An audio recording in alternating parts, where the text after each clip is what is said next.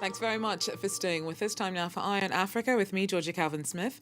Tonight, Nigeria widens the net to degrees earned in Kenya and Uganda as part of its crackdown on fraudulent foreign certificates. Qualifications from Benin and Togo are earlier targeted following expose in a national newspaper. Also, Total put former Beninese Prime Minister Lionel Zinsou at the head of land acquisition for its controversial multi-billion-dollar oil projects in Uganda and Tanzania. It says promises to overhaul dealings with affected communities is not greenwashing. And more farmers in Tunisia turn to cultivating carob. The seeds of the trees survive the droughts that have been hitting the agricultural sector hard, and as well as being a sweet substitute for sugar, they offer potentially lucrative business in the cosmetics market. But first, institutions from Kenya and Uganda have been added to the list of red-flagged foreign universities and campuses that Nigeria believes have been handing over fake degrees. Abuja says that the suspect schools will no longer have their qualifications accredited in the country. They've been accused of being degree mills whose documentation bears little reflection of a student's work or ability. Degrees from Benin and Togo were also earlier suspended this week. The education minister said that he has little sympathy for affected students, saying that some of them are part of the problem. Chinwe Asunda joins me now with more from Lagos. Chinwe, first of all, give us a sense of the context here. Why is this sudden mistrust of foreign qualifications?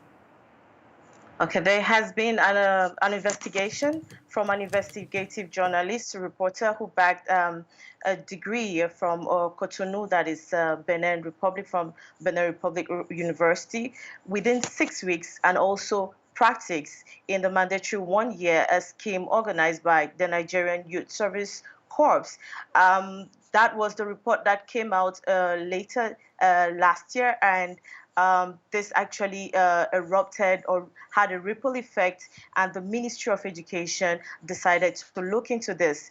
Well, this is not the first time we are having such a report in Nigeria, especially of fake degrees emanating from universities or from private institutions in Benin Republic and Togo, where we have a lot of Nigerians going for school for several reasons. It could be financial, it could be the educational, the failures or the loopholes in the educational sector in Nigeria, which leads to them preferring to go to the schools in the neighboring countries. So the Minister of Education has actually decided to look into the situation after the reports emanating that a journalist went to school for 6 weeks, and after which has a degree and has actually been enrolled in the NYSC, that is naturally called in Nigeria.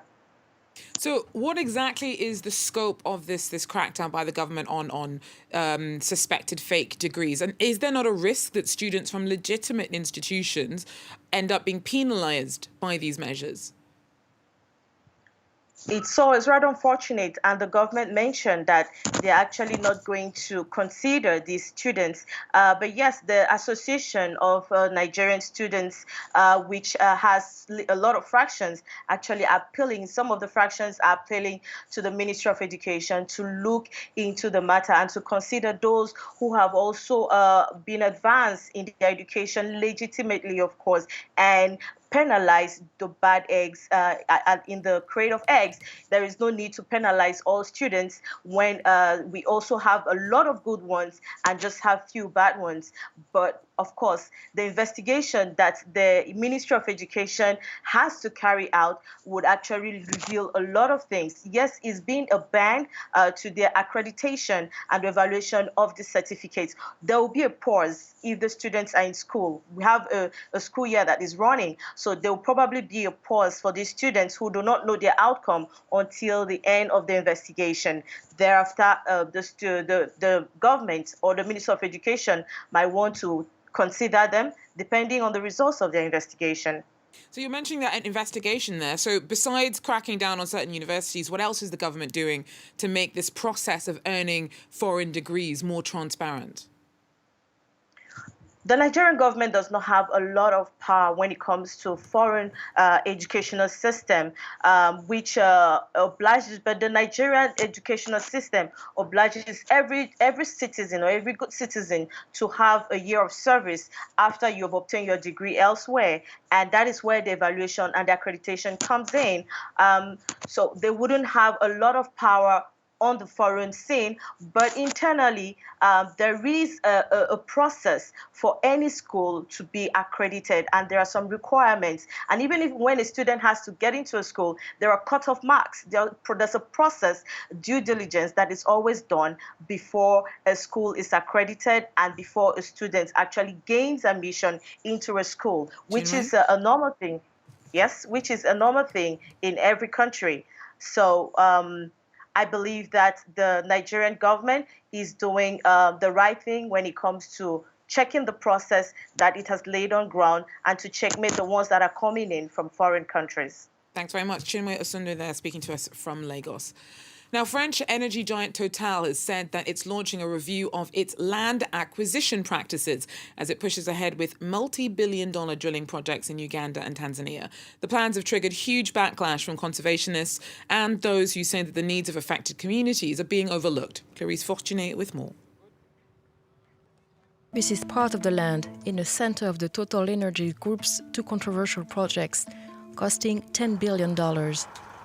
Known as the Tilenga projects, they include the drilling of over 400 oil wells and the construction of a 1,443-kilometer-long pipeline under the Murchison Falls Nature Reserve in western Uganda, triggering fears for the region's fragile ecosystem among the people who live there and environmentalists. It would impact more than 19,000 households and communities. French energy giant now says it had launched a review of its land acquisition practices. In a statement, it said, as the land acquisition process draws to a close, this mission will evaluate the land acquisition procedures implemented, the conditions for consultation, compensation, and relocation of the populations concerned, and a grievance handling mechanism.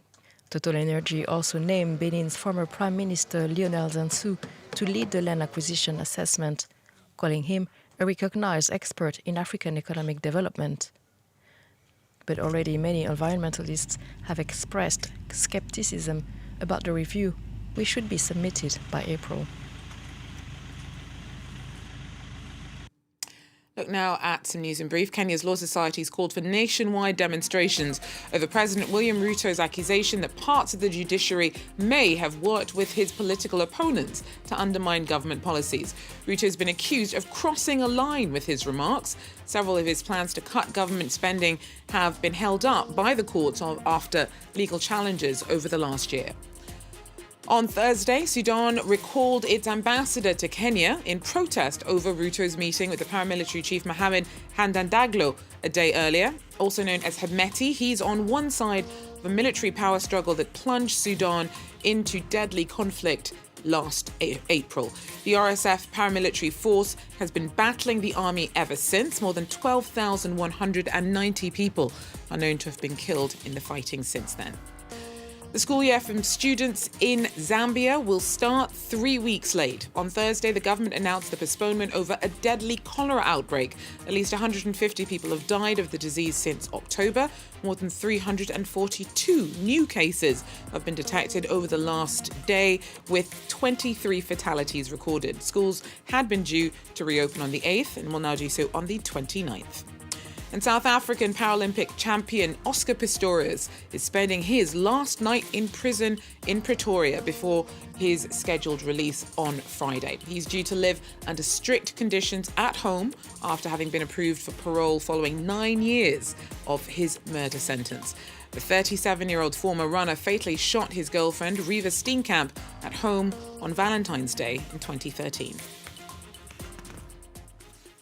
Now, in Tunisia, the carob tree is making a comeback despite the drought that's been hitting the country's agricultural sector hard. The seeds of the fruit trees serve as a natural substitute for sugar, and carob gum is also used in the cosmetics industry, making it a potentially lucrative crop. And more farmers in Tunisia are catching on, as our correspondents report. In Benzert, these farmers have their own way of trying to fight the drought that has plagued this northern region. For example, Siwara Nafer took a course in permaculture. After cleaning around our carob plants, we pulled mulch. The straw helps stop the evaporation of water, and so a maximum amount of water remains for the plant. The carob tree is hardy, easy to grow, and uses little water. Like any tree, it needs water for its first 2 years of growth, and then afterwards. It's very self-sufficient, it's strong, it resists drought. The Les Amis de la Capte Association want to help optimize farming practices. They support and supply carob seeds to professionals like Maha.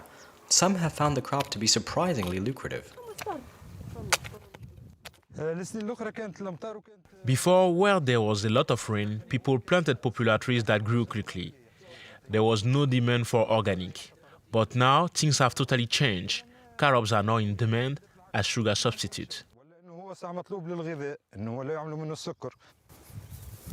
It's not only a sugar substitute. In 2019, Maha opened a workshop in the city of Janduba to process carob seeds.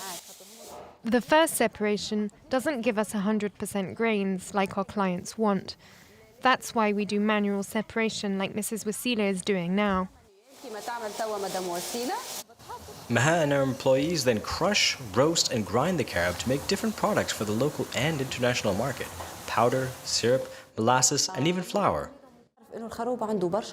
The carob has lots of benefits. It's rich in fiber, micronutrients, and protein. And here the waste which isn't for human consumption, we use for animal feed.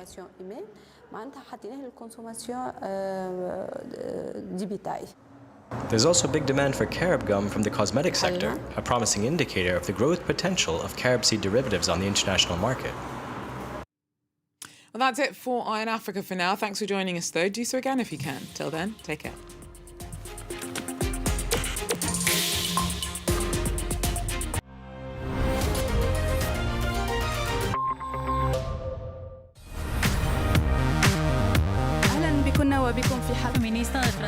Show about women.